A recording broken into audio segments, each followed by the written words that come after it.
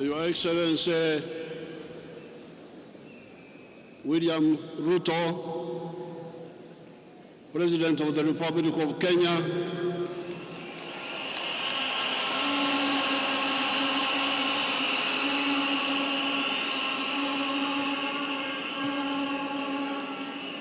Excellencies, heads of state and government who are here,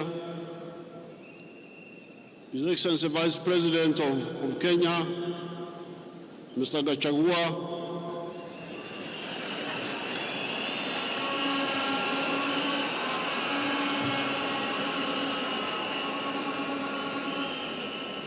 and all the other leaders na wananchi wa Kenya.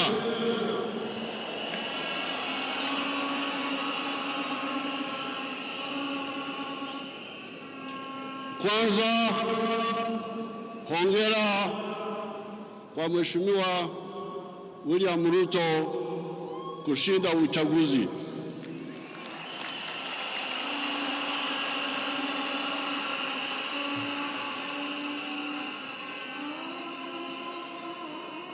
Pili, namshukuru Mheshimiwa Uhuru Kenyatta kwa kuongoza Kenya kwa miaka 10 iliyopita. Hongera.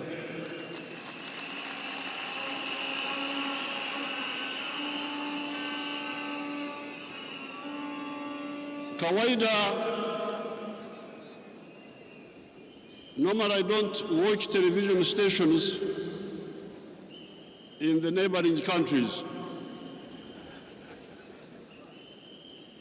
But whenever there are elections like in Tanzania or Kenya recently, I started watching your television channels.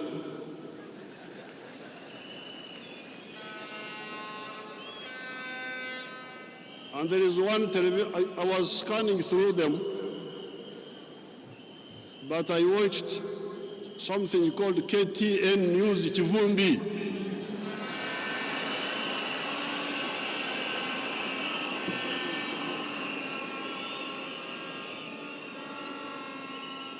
That, and I'm glad with the statement of the Vice President who has been elected, because he was talking here about the real challenges of African countries and leadership.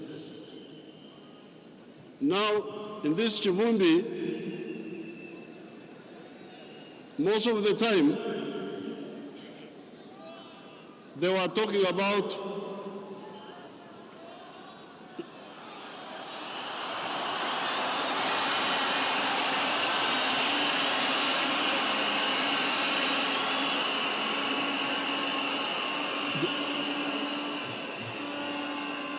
don't involve me in your internal affairs.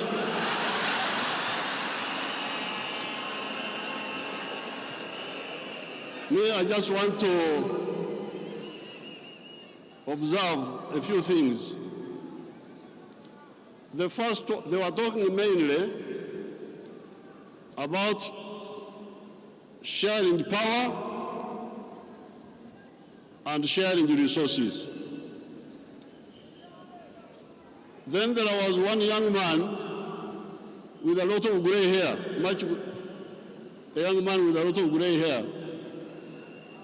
At one time he came and made a good point. And the point was the politics of identity versus the politics of interests, of issues.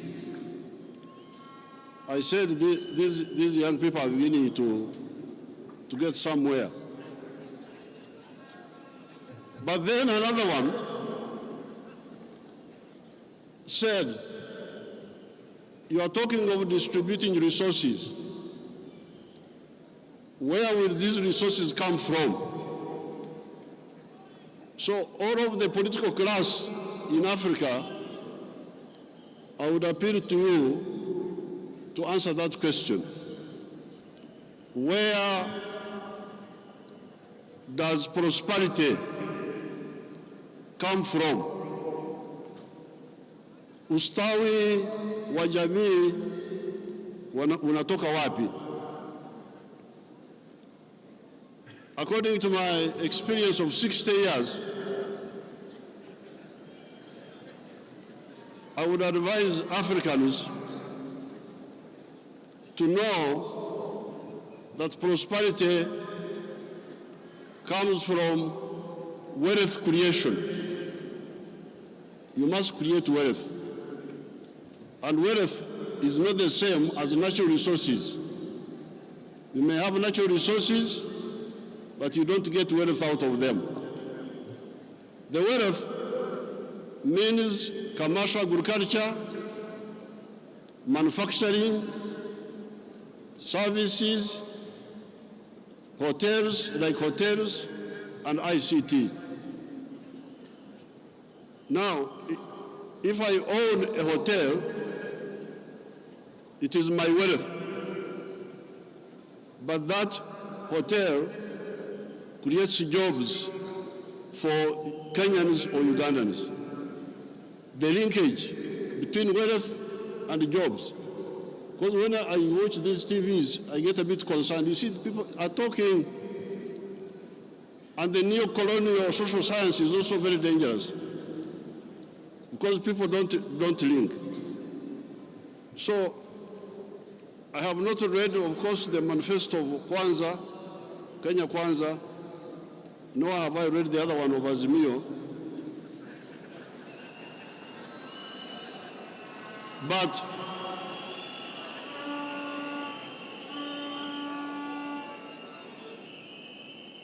But I know His Excellency Ruto.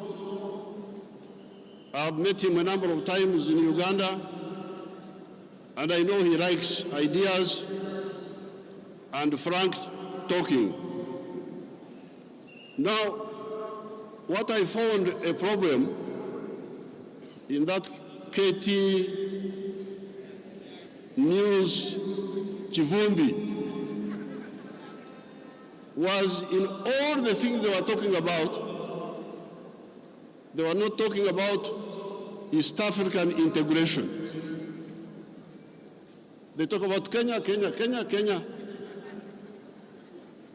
But I can tell you, and then one of them, the other evening, one of them was quoting the example of American President Roosevelt.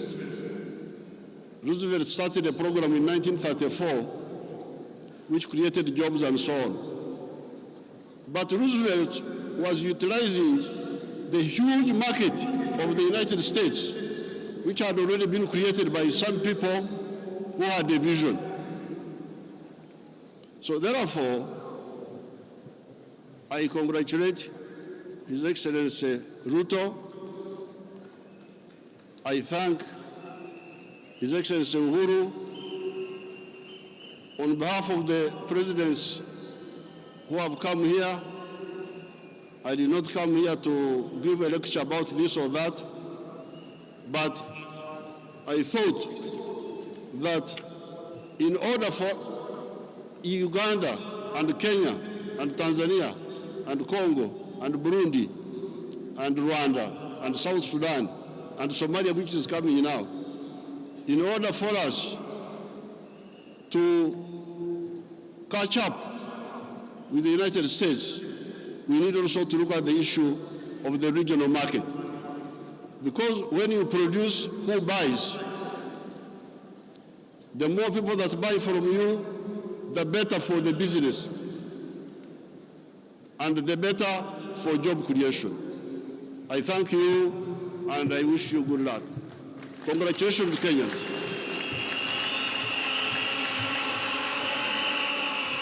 Asante sana mzee. With a lot of apology, I have been informed that in our midst we have other friends who I did not mention. Allow me to introduce my good brother, His Excellency Julius Naado Bio, the President of the Republic of Sierra Leone. Thank you very much, Your Excellency, and you're most welcome to Kenya. Let me also introduce the President of Sahrawi Republic, His Excellency Brahim Gali. And in our midst as well, the Chairperson of Africa Union, my good brother Musa Faki. Let me now introduce, again to speak to us briefly, the President of Burundi, our neighbor, His Excellency Evariste Ndayishimiye. Karibu sana, Mheshimiwa Rais.